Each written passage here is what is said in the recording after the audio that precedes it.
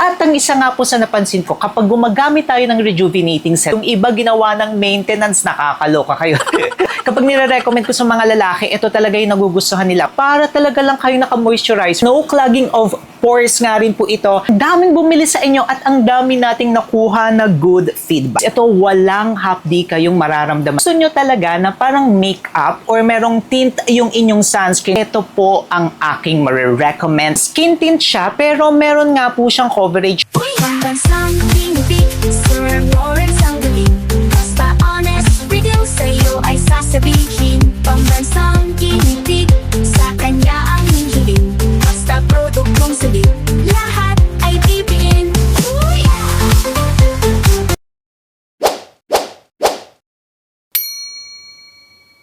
Hi mga kamukha, Taipei. Nagbabalik ako po si Sir Lawrence, ang inyong pabasang human guinea pig. Heart, heart!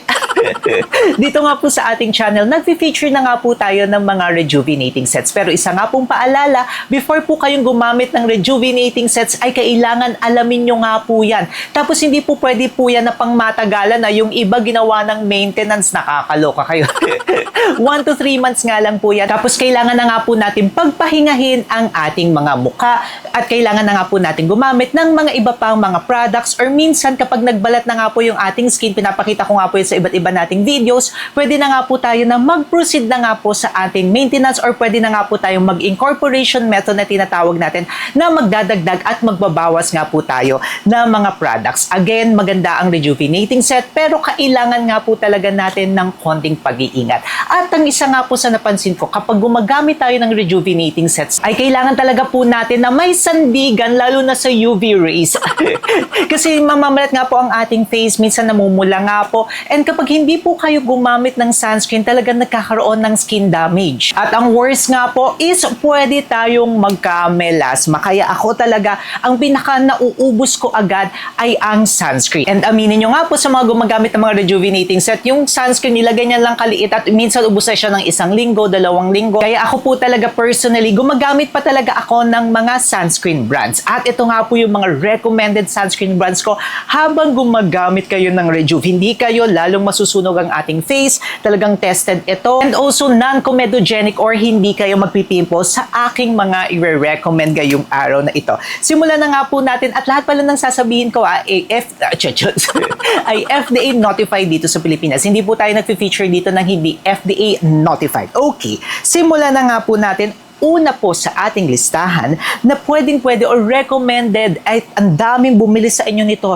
As in, nung nirecommend ko po ito, pati mga kalalakihan, naku, nagsibilihan ito. Kapag nire-recommend ko sa mga lalaki, ito talaga yung nagugustuhan nila. Walang iba kundi ang Lux Organics na Aqua Sunscreen. Ayan siya mga kumukha. Alam nyo, nakailan na rin ako nito ha. Ang kagandahan nito, SPF 50 plus na siya. And then yung 50 minsan, di ba nagiging standards na nga talaga natin siya. Tapos PA+++. Tatlo na nga rin po yung kanyang UV filters. And then UVA and UVB protection pa nga po ito. Ang kagandahan niya kasi mga kamukha, para talaga siyang moisturizer Papakita ko sa inyo, ganyan siya, kahit damihan nyo nga po yan, kapag in-spread nyo siya, para talaga lang kayo naka-moisturizer, napakagaan niya sa mukha. Actually, yan yung gamit ko ngayon, favorite ko talaga ito. Napakagaan, para ka lang nag-moisturizer, non-comedogenic nga rin po ito, very lightweight, and invisible po siya. Ayan, lalo na sa mga nagre-rejuve, di ba, ayaw talaga natin na gumagamit ng mga kung ano-ano pa sa ating face, tapos kasi nagbabakbak, nagbabalat. Ito, napakaganda niya mga kamukha, para lang kayong gumagamit ng moisturizer. Tapos ang kagandahan niya, mura rin siya, no? Nasa 300 pesos plus nga lang po ito. Tapos malaki na siya, no? Aside sa ito nga po ay sunscreen, marami nga rin po ito na mga added na skincare benefits or skincare ingredients. Meron nga po siyang aloe vera, calendula, panthenol na maganda sa pag-hydrate ng ating skin, lalo na kapag nagre-rejuve, kailangan talaga natin ma-hydrate ang ating skin. At meron nga rin po itong Centella asiatica na maganda nga po sa ating skin. Kaya ito naman talaga mga kamukha. Kung gusto nyo na kahit nasa bahay lang kayo o lalabas kayo ng bahay at ayaw nyo nakikita na balat-balat ang inyong skin, naku, ito talaga yung mga kamukha. Ang daming nagkakagusto nito. Maglalagay pala tayo ng legit shop. Nandito po yan. Diretso checkout na nga rin po yan. May mga vouchers pa, makakales pa po kayo. Maraming salamat sa YouTube at Shopee. Next naman nga po sa ating listahan, alam nyo nung ni-review ko to, medyo na-shock talaga ako na, wow, ang ganda pala niya. Walang kundi ang Lux Skin na Ecran Deluxe. Ayan po siya, SPF 30+, PA 4 na UV filters nga po siya. Tapos ang kagandahan niya mga kamukha, non-greasy nga rin po ito. Tapos sa mga kamukha natin na nagme-makeup, nagtatrabaho kasi kailangan talaga nila mag-makeup, tapos nagre-rejuvenating set kayo, ay okay na okay po siya kasi very silicone ang kanyang finish. Ibig sabihin po ng silicone, medyo velvety siya. Tapos ang kagandahan nga po ng velvety, dahil nga po nagbabalat-balat yung skin natin sa rejuvenating sets, ang kagandahan nito is mas smooth natin mailalagay yung mga products sa ating face. Ayan, lalo na kung nagme-makeup kayo, tapos gagawin nyo nga po ito na primer, ay perfect na perfect. Pero kung hindi nyo po siya gagamitin na primer, okay na okay nga rin po yan kasi matatakpan ito yung mga pamamalat natin at hindi tayo magmumukha na namamalat in person. Oil-free nga rin po ito, ibig sabihin wala silang oil na ginamit dito kaya hindi kayo magmamantika, perfect na perfect para sa ating mga may combination skin, oily skin, tapos no clogging of pores nga rin po ito kasi non-comedogenic nga po siya. Tapos yung ginamit ko, hindi talaga ako nagpipimples. Kasi yung iba, diba, natatakot talaga gumamit ng mga sunscreen kasi nga po, may tendency talaga na makapimples yung iba. Ito mga kamukha, wala.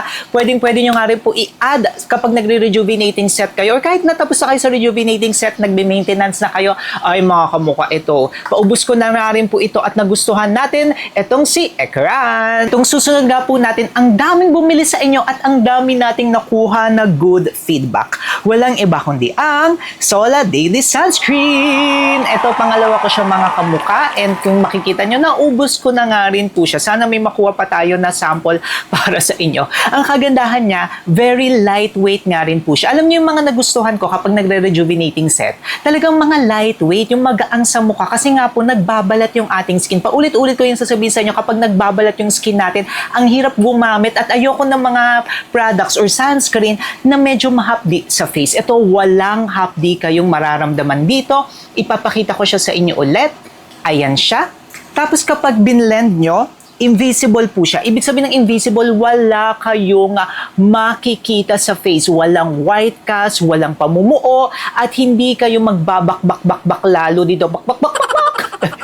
Ang kagandahan pa niya, no, may tinatawag sila dito na Glow Boost Complex kasi may niacinamide, may Korean black ginseng, at may hyaluronic acid nga po ito na maganda sa mag-moisturize ng ating skin. So parang ang nangyayari nga po is nag-a-act na rin siya as moisturizer natin sa ating skin. Kasi yun nga po, nagda-dry talaga yung skin natin kapag tayo ay rejuvenating set. At ang kagandahan niya nga po is nagiging moisturizer na nga po siya sa ating face. And kung makikita nyo nga po yung skin natin, yun nga rin po, kakatapos ko lang diba ng rejuvenating set at ayan na nga po yung ating face. Ang ganda nga rin po at tuloy-tuloy pa rin po ako sa pagsa-sunscreen. Kapag nagre-rejuvenating set nga pala kayo mga kamukha, best na every 2 hours, 2 to 3 hours, magre-reapply talaga kayo ng sunscreen. Kasi kapag hindi kayo magre-reapply nga, ang tendency, UV damage tayo, tapos magkakaroon tayo ng melasma. Imbis na gumanda ang ating skin, magkakaroon pa or magiging worse pa. Ito, next one naman, kung gusto nyo talaga na parang makeup or merong tint yung inyong sunscreen kasi kailangan nyo nga po sa inyong trabaho or nahihiya kayo kasi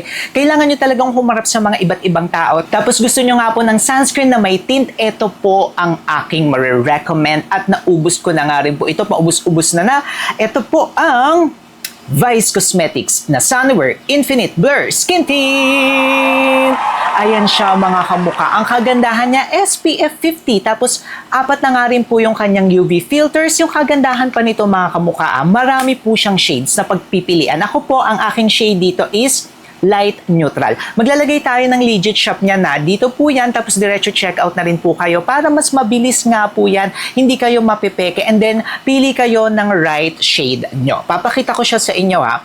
Ito po, ginagamit ko nga rin po ito before nung ako ay, of course, kailangan pa rin humarap sa mga tao, tapos may mga shoot tayo, tapos nagre-rejuvenating set. Pero as much as possible, iniiwasan ko talaga yung may shoot tapos nagre-rejuvenating set. Kasi yun nga po, ang hirap talagang mag-makeup. Pero kung hindi nyo talaga maiiwasan kayo, ay may trabaho, humaharap sa tao, eto siya, ayan oh, dito sa kalahati, ayan.